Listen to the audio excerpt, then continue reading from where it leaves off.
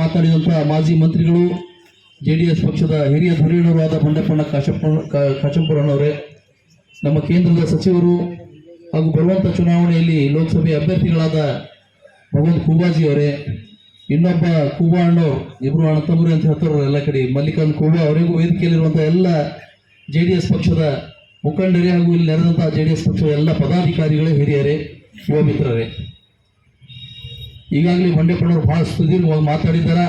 ನಿಮ್ಗೆ ಎಲ್ಲರಿಗೂ ಮೈತ್ರಿ ಧರ್ಮ ನಿಭಾಯಿಸಬೇಕಾಗಿದೆ.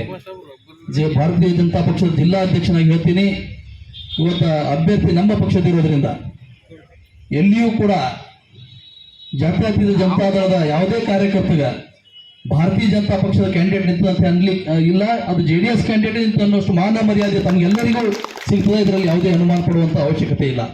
ವಿಶೇಷವಾಗಿ JDS ನಲ್ಲಿ ಬಹಳಷ್ಟು ಅಲ್ಪಸಂಖ್ಯಾತ ಮುಖಂಡರಿದ್ದಾರೆ. ಕಾಂಗ್ರೆಸ್ ಏನು ಮಾಡಿದ್ದಾರೆ ಅಂದ್ರೆ ತುಷ್ಟೀಕರಣ ರಾಜನೀತಿ ಮಾಡಿ ಅಲ್ಪಸಂಖ್ಯಾತರನ್ನು ಬಿಜೆಪಿ ಅಂದ್ರೆ ಒಂದು ಭೂತ ಅಂತ ತೋರಿಸೋ ರೀತಿಯಲ್ಲಿ ಕೆಲಸ ಮಾಡಿದ್ದಾರೆ. ಅದು ನಮ್ಮ ನರೇಂದ್ರ ಮೋದಿ ಅವರು ಹೇಳ್ತಾರೆ ಯಾವಾಗಲೂ ಸಬ್ಕಾ ಸಾಥ್ ಸಬ್ಕಾ ವಿಕಾಸ್ ಅಂತ ಹೇಳಿ. ಅದಕ್ಕೆ ನಮ್ಮ ಅಲಿ ಸಾಹೇಬ್ರಿ ನಾನು ಹೇಳಕ್ಕೆ ಇಚ್ಛೆ ಪಡ್ತೀನಿ. ಒಂದು ಸಣ್ಣ ಎಕ್ಸಾಂಪಲ್ ಕೊಡ್ತೀನಿ.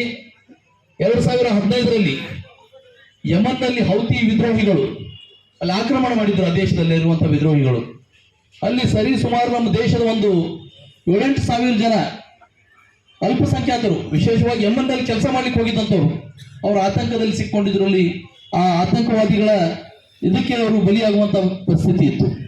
ಆ ಸಂದರ್ಭದಲ್ಲಿ ನಮ್ಮ ಕೇಂದ್ರ ಸರ್ಕಾರ ನಮ್ಮ ಕೇಂದ್ರ ಮಂತ್ರಿ VK ಸಿಂಗ್ ಅವರನ್ನು ಅಲ್ಲಿ ಕಳಿಸಿ ಆಪರೇಷನ್ ರಾಹತ್ ಅಂತ ಹೇಳಿ ಒಂದು ಕಾರ್ಯಕ್ರಮವನ್ನು ಮಾಡಿ, ಒಂದು ಯಾವ ರೀತಿ ಆಪರೇಷನ್ ಗಂಗಾ ಮೊನ್ನೆ ಯುಕ್ರೇನ್ನಲ್ಲಿ ಆಯಿತು ನಮ್ಮ ಮೆಡಿಕಲ್ ವಿದ್ಯಾರ್ಥಿಗಳು ತರೋದು, ಆ ರೀತಿ ಆಪರೇಷನ್ ರಾಹತ್ ಮಾಡಿ 5,600 ಜನರನ್ನು ಯಾವ ದೇಶದಲ್ಲಿ ಯಾವುದೇ ಹೆಲಿಕಾಪ್ಟರ್ ನಿಲ್ಲಕ್ಕೆ ಜಾಗ ಇಲ್ಲ, ಅಲ್ಲಿ ಏರೋಡ್ರಾಮ್ ಇಲ್ಲ, ಅವರನ್ನೆಲ್ಲ ಏರ್ ಲಿಫ್ಟ್ ಮಾಡಿಸಿ ಪಕ್ಕದ ಈಜಿಪ್ಟ್ ಹಡಕಿನಲ್ಲಿ ಈಜಿಪ್ಟ್ಗೆ ಹೋಯ್ದು ಅಲ್ಲಿಂದ ಏರೋಪ್ಲೇನಿಂದ ಕರೆತಂದ್ರು. ಅದರಲ್ಲಿ ಕೇವಲ ಭಾರತದ 4,600 ಜನರು ಮತ್ತು ವಿಶ್ವದ ಬೇರೆ ಬೇರೆ ದೇಶಗಳದು 960 ಜನರನ್ನು ಅವರ ದೇಶಕ್ಕೆ ಸುರಕ್ಷಿತವಾಗಿ, ಪಾಕಿಸ್ತಾನವನ್ನು ಸೇರಿದಂತೆ ಅಲ್ಲಿನ ನಾಗರಿಕರನ್ನು ಸುರಕ್ಷಿತವಾಗಿ ತಂದ್ರು. ಅದು ಬೇರೆ ಯಾವ ದೇಶದಿಂದ ಸಾಧ್ಯ ಇರಲಿಲ್ಲ. ಒಂದು ಕಡೆ ವಿದ್ರೋಹಿಗಳು, ಇನ್ನೊಂದು ಕಡೆ ಒಂದು ದೇಶ ಆತಂಕವಾದಂಥ ದೇಶ, ಅಲ್ಲಿ ಯಾವುದೇ ಧರ್ಮ ನೋಡಲಿಲ್ಲ, ಅಲ್ಲಿ ಯಾರು ಯಾವ ಧರ್ಮದವರಿದ್ದಾರೆ ಅಂತ ನೋಡಲಿಲ್ಲ. ಇದು ಭಾರತೀಯ ಜನತಾ ಪಕ್ಷ ಮಾಡ್ತಾ ಇರುವಂಥ ಕೆಲಸ. ಇವತ್ತು ಬೀದರ್ನಲ್ಲಿಯೇ ನಮಗೆ ಒಂದು ಎಕ್ಸಾಂಪಲ್ ಇದೆ. ನಮ್ಮ ಮೈನಾರಿಟಿ ಮೋರ್ಚಾದ ಒಬ್ಬ ನಾಯಕರಿದ್ದಾರೆ, ರಫುದ್ದೀನ್ ಕಚೇರಿವಾಲಾ. ಅವ್ರಿಗೆ ಇವತ್ತು ಬೀದರ್ದ ಬೇರೆ ಯಾರಿಗೂ ಅಷ್ಟೊಂದು ದೊಡ್ಡ ಪದವಿ ಸಿಕ್ಕಿಲ್ಲ. ಅವ್ರಿಗೆ ಹಜ್ ಕಮಿಟಿ ಅಧ್ಯಕ್ಷ ಮಾಡಿದ್ರು. ಅದು ಚುನಾವಣೆಯಲ್ಲಿ ಗೆಲ್ಸಿ ಅಧ್ಯಕ್ಷ ಮಾಡಿದ್ರು, ಸುಮ್ಮನೆ ನಿಂತವಲ್ಲ. ಚುನಾವಣೆಯಲ್ಲಿ ನಮ್ಮ ರಾಜ್ಯದ ಪದಾಧಿಕಾರಿಗಳು ನಿಂತು ಗೆಲ್ಲಿಸಿ ಅವರಿಗೆ ಅಧ್ಯಕ್ಷ ಮಾಡಿದ್ರು.